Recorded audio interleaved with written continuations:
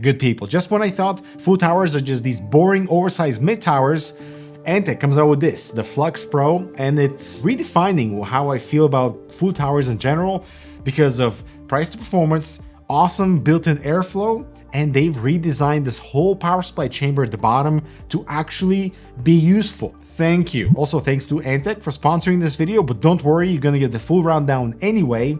And the Flux naming scheme means Flow Fluxury. I think they might have meant Flow Luxury because we have 6 fans included, 3 140s at the front, 1 140 at the back, and 2 120 reverse fans on top of the power supply chamber that actually matter. And interestingly, this case comes with a patent which was filed in 2020, it was approved in 2022, and I guess 2 years later in 2024, we're actually seeing it roll out into production in the FLUX Pro, in the sense that is giving you the best airflow possible while utilizing the power supply chamber as an additional intake with these side ventilation at the bottom. So they're not the first ones to do it, like the LandCool 2 did very similar thing with the airflow intake by opening up the side panels at the bottom chamber. And with the growing demands of massive graphics cards and needing that additional cooling from the bottom, I think this is a really good hybrid approach. It is 2024, so let's talk about the wood. We have walnut on the dark model and ash on the white, and I'm glad that Antec took this approach of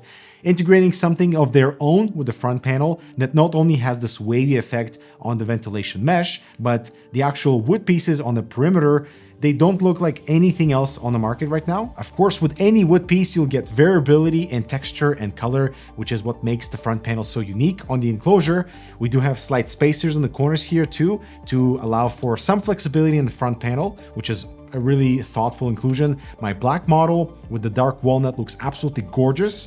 But the ash, it looks awesome everywhere except for the burnt Antec text. So the logo is cool because it's laser edged into the wood, but we do have some slight unfortunate grain running through the text, which kind of ruins it. On the white model, the black one is perfect though. Also, because the wood is beveled, it does reflect light differently at certain angles, which I think was the intent, and it looks pretty tasteful. As for the rest of the cool features, we have plenty. First, there's a digital display for CPU and GPU temperature with a physical switch on the front I/O, so you can toggle it on and off or cycle between just CPU or just GPU or them combined. Although, depending on how high you are and your viewing angle, you might not be able to see actually the CPU and GPU text because that kind of gets cut off. There is the iUtility software that you have to play around with in order to configure which GPU, for example, you want to display, which was not available in the previous generation, so at least I'm happy that's been fixed. Every single important fan bracket on this enclosure is removable, so the top one is just with 2 screws, the front one comes off with 6 screws but has 5 different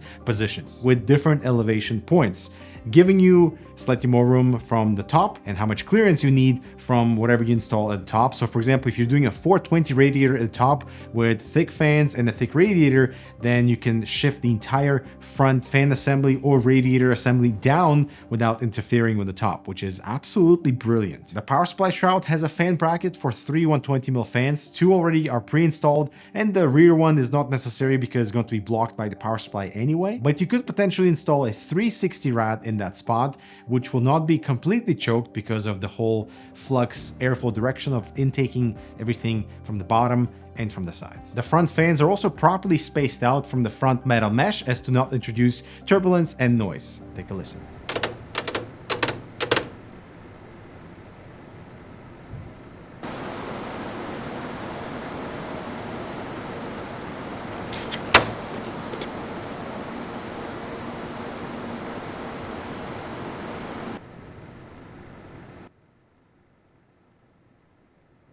I would say for a case with 6 fans, the system is actually fairly quiet, as long as you're not maxing out the RPM on these 140mm fans. And so the water cooling capabilities in the FLUX Pro are completely taken care of. You can do a 420 at the top, a 420 at the front, 360 on the power supply shroud, and if you remove that entire bracket from the power supply shroud, you can do a 240 at the very bottom if you desire. And the fact that we have flexibility for that front fan bracket to offset however much clearance you need for the top AIO or radiator is just brilliant. But one of the more interesting and quirky features on the FLUX Pro is what they call I-Shift, and that's being able to mount a power supply not facing the interior, but facing the side. It has its own power extension, so you don't have to worry about that, but it's also optional. You can completely remove that bracket and mount a power supply normally. But with the eye shift at 90 degrees, you have two main advantages. Number one is it actually opens up room for airflow for those two 120mm reverse fans to intake air and not be just completely covered by the power supply and whatever flock of cables you might be hiding there. And for number two, cable management actually becomes slightly easier depending on the length of your power supply.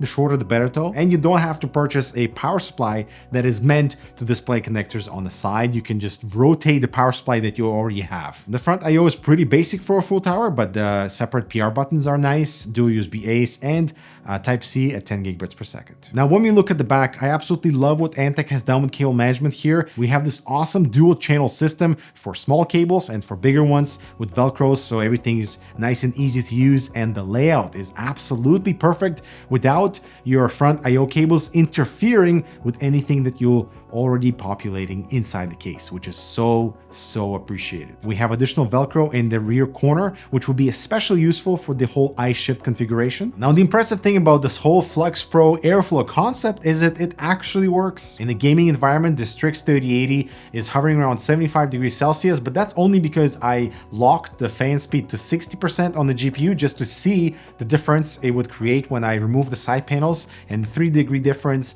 is pretty nice, but it's not that significant, which means that all the side panels and the ventilation mesh actually is good. And then when I disabled the shroud fans, our GPU skyrocketed in temperature, I mean, in comparison to when the fans were running. So they are delivering fresh air for the GPU, and I'm happy to see that. Also, it's very important to note that there's so much air volume coming through the FLUX Pro that reducing our fan RPM to just 50%, which means the system is under 40 decibels, which is what's running now. It's like just barely audible. I get the exact same temperature on the GPU when I run the case fans at 50 or 100%. So that tells me we have a good balance between acoustics and performance. And of course, you could run the fans at 100 RPM all the time, but perhaps you shouldn't. Storage on the FLUX Pro is actually pretty decent. You can do up to 4 hard drives or 6 SSDs, and you can relocate the bottom hard drive to any fan slot inside the enclosure except the 2. But as with any full tower system, regardless of how feature-rich it might be, if you're populating standard ATX components, the interior will just look empty. So I tried to match the hardware with the case color,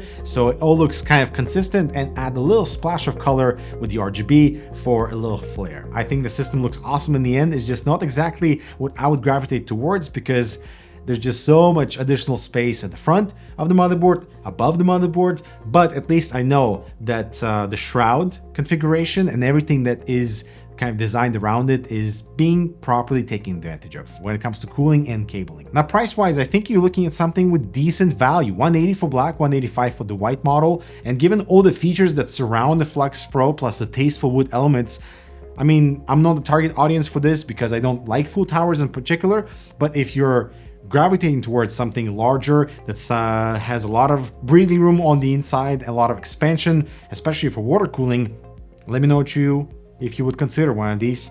I'm Dmitry, thanks so much for watching. I'll talk to you in the next video.